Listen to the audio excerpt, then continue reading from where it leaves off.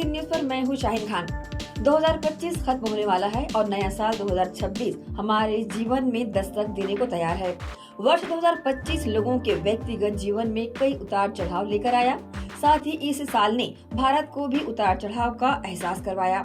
सियासी तौर पर इस साल कई ऐसी घटनाएं घटी जिन्होंने लोगों के जीवन को प्रत्यक्ष या अप्रत्यक्ष रूप से प्रभावित किया। ये घटनाएं ऐसी हैं जो सालों तक याद रखी जाएगी। चलिए अब आपको बताते हैं 2025 हादसों का साल कैसे बना और कितने लोगों की जाने गई। 13 जनवरी से 26 फरवरी 2025 तक प्रयागराज में आयोजित हुए कुंभ मेले में इस बार 67 करोड़ लोगों ने स्नान किया और 29 जनवरी 2025 को मौनी अमावस्या के मौके पर संगम तट के पास हालात अचानक बेकाबू हो गए। भारी भीड़ के बीच अफरा तफरी मची और लोग एक दूसरे पर गिरते चले गए। रिपोर्ट्स में 30 से ज्यादा लोगों की मौत की पुष्टि भी हुई थी। कुंभ की भगदड़ के बाद 15 फरवरी 2025 को नई दिल्ली रेलवे स्टेशन पर एक और हादसा हो गया। इस हादसे में 18 लोगों की मौतें हुई, जिनमें महिलाएं और बच्चे भी शामिल थे। भाजपा ने 27 वर्षों के लंबे इंतजार के बाद दिल्ली विधानसभा में 2/3 बहुमत हासिल किया। आम आदमी पार्टी को सत्ता से बाहर कर दिया। ये विपक्षी एकता के लिए झटका था और राष्ट्रीय राजधानी की राजनीति में बड़ा परिवर्तन लेकर आया। वक्फ संशोधन विधेयक 2025 अप्रैल में संसद के दोनों सदनों में पारित किया गया। ये विधेयक मोदी सरकार बनाम विपक्ष हो गया था। इस विधेयक के जरिए सरकार देश भर में वक्फ संपत्तियों के प्रबंधन में पारदर्शिता, दक्षता और जवाबदेही लाना चाहती थी।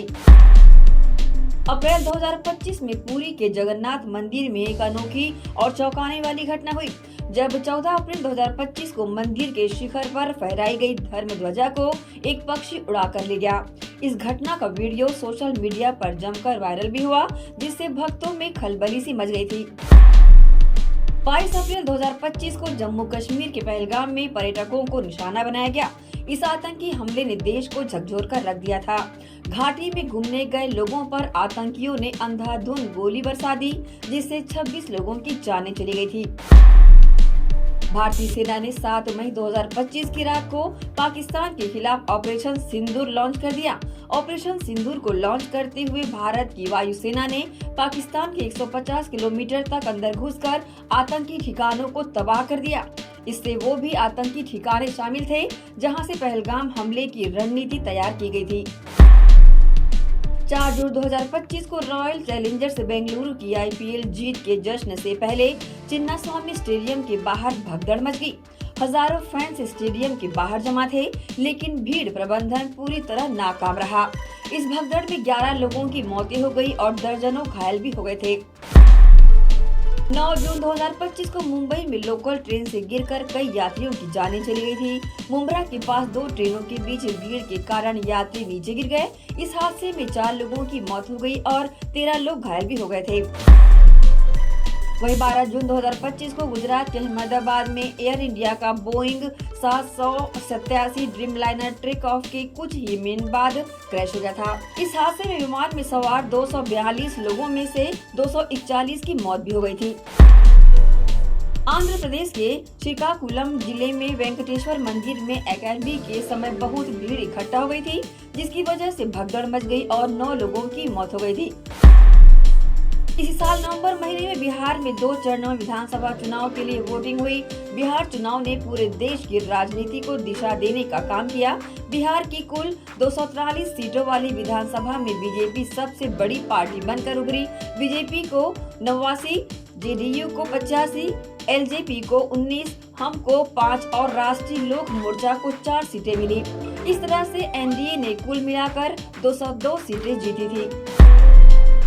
अयोध्या के श्री राम जन्मभूमि मंदिर में 25 नवंबर 2025 को आयोजित हुआ ध्वजारोहण समारोह वर्ष की सबसे बड़ी और गौरवपूर्ण ऐतिहासिक और धार्मिक घटनाओं में से एक रही।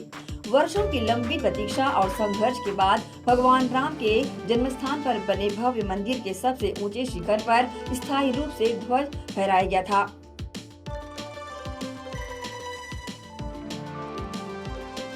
अब खबरें छत्तीसगढ़ से। जनवरी 2025 से अब तक छत्तीसगढ़ में मुठभेड़ में 284 नक्सली मारे जा चुके हैं। इनमें से 255 बस्तर क्षेत्र में मारे गए, जिसमें बीजापुर, सुकमा और दंतेवाड़ा सहित 7 जिले शामिल हैं। छत्तीसगढ़ में साल 2025 में 1000 से ज्यादा नक्सलियों ने आत्मसमर्पण किया। इस साल में इनके सरेंडर करने की संख्या सबसे ज्यादा है। इस साल अब तक कुल 1040 नक्सलियों ने हथियार सहित आत्मसमर्पण किया। साल 2025 की शुरुआत कांग्रेस के लिए झटके के साथ हुई। शराब घोटाले से जुड़े मनी लॉन्ड्रिंग मामले में 15 जनवरी 2025 को प्रवर्तन निदेशालय ने पूर्व आबकारी मंत्री कवासी लखमा को गिरफ्तार किया था। फरवरी में कांग्रेस संगठन से बड़ी घोषणा हुई। छत्तीसगढ़ के पूर्व मुख्यमंत्री भूपेश बघेल को कांग्रेस ने राष्ट्रीय महासचिव नियुक्त करते हुए पंजाब का प्रभार सौंपा था। फरवरी में कांग्रेस को एक अहम राहत भी मिली। बलौदाबाजार आगजनी मामले में लंबे समय से जेल में बंद कांग्रेस विधायक देवेंद्र यादव को 7 महीने 4 दिन बाद जमानत मिल गई।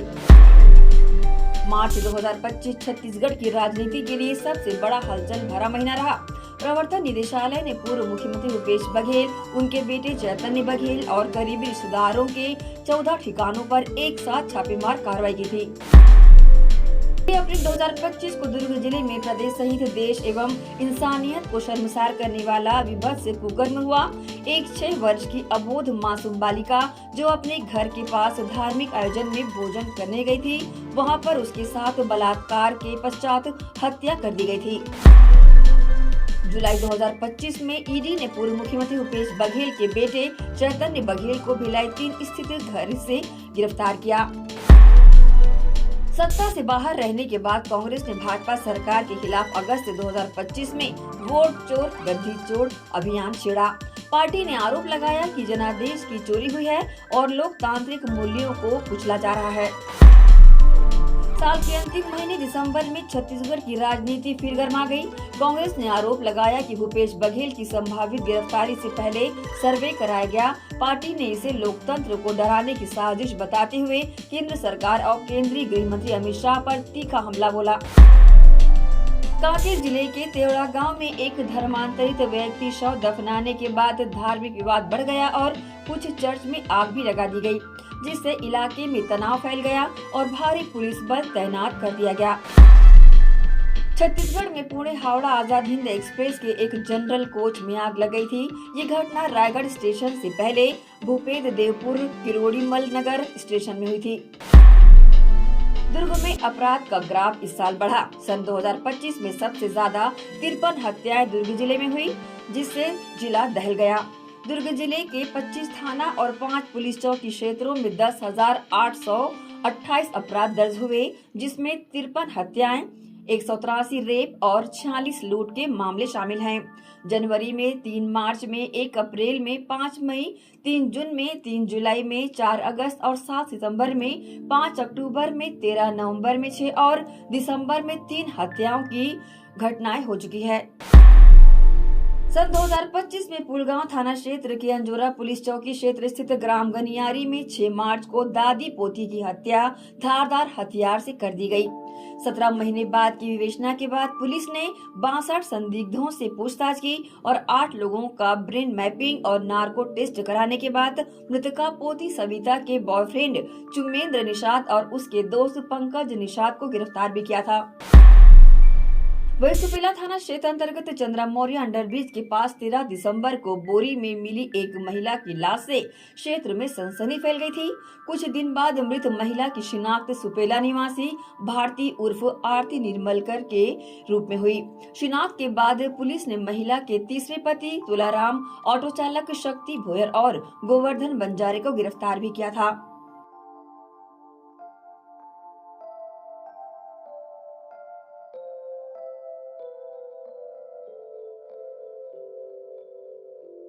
और अब खबरें विदेश से।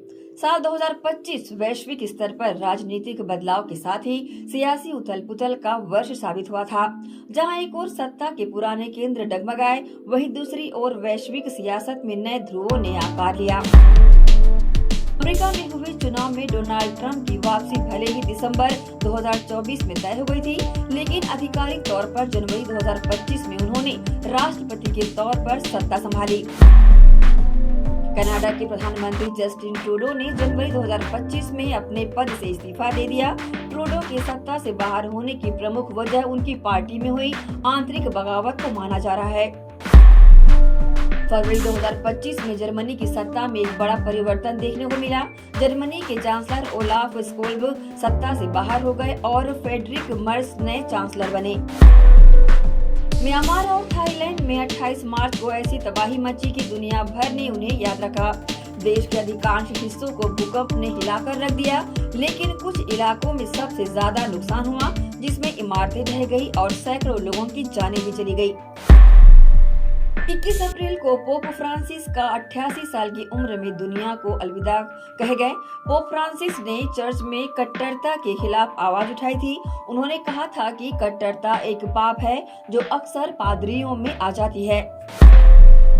दक्षिण कोरिया की राजनीति में भी बड़ा बदलाव देखने को मिला था। पूर्व राष्ट्रपति यून सुक योल को मार्शल लॉ लगाने के चलते महाभियोग का सामना करना पड़ा था। सुप्रीम कोर्ट की ओर से दोषी करार दिए जाने के बाद उन्हें पद से हटा दिया गया। इसके बाद ली जे म्यूंग ने देश के नए राष्ट्रपति के रूप में शपथ ली। सितंबर 2025 में शिनावात्रा परिवार की तीसरी पीढ़ी की नेता पेंग तोंग शिवात्रा को प्रधानमंत्री पद छोड़ना पड़ा। देश के नए प्रधानमंत्री के तौर पर अनुतिन चानविरपुल को चुना गया था। सितंबर 2025 में नेपाल के केपी शर्मा ओली की सरकार ने सोशल मीडिया पर प्रतिबंध लगाने का ऐलान किया। इसकी वजह से युवाओं का गुस्सा भड़क उठा। हिंसक विरोध प्रदर्शनों की वजह से प्रधानमंत्री ओली को इस्तीफा देना पड़ा। फिलहाल नेपाल में पूर्व सीजेआई सुशीला कार्की के नेतृत्व में एक अंतरिम सरकार बनी है। पश्चिम अफ्रीकी देश बेनिन में भी इस साल सत्ता में एक बड़ा परिवर्तन देखने को मिला। यहाँ लोकतंत्र को एक बड़ा झटका तब लगा जब दिसंबर में सेना ने तख्ता पलट करके सरकार ही गिरा दी। राष्ट्रपति पैट्रिस टैलोन को मिलिट्री कमेटी फॉर रिफाउंडेशन ने हटा दिया और सत्ता अपने हाथों में ले ली। रूस और यूक्रेन के बीच चल रहे युद्ध को 46 महीने पूरे हो चुके हैं। 24 फरवरी 2022 को रूस ने यूक्रेन पर हमला कर दिया था और तभी से ये युद्ध जारी है। सैटेलाइट तस्वीरों से खुलासा हुआ है रूस ने बेलारूस में ओरेशनिक हाइपरसोनिक मिसाइलें तैयार कर दी है। रूस की ये हाइपरसोनिक मिसाइलें काफी खतरनाक है। फिलहाल इस साल की 2025 की देश विदेश की खबरों में इतना ही। बने रहिए हमारे साथ और देखते रहिए एसीएन न्यूज। नमस्कार।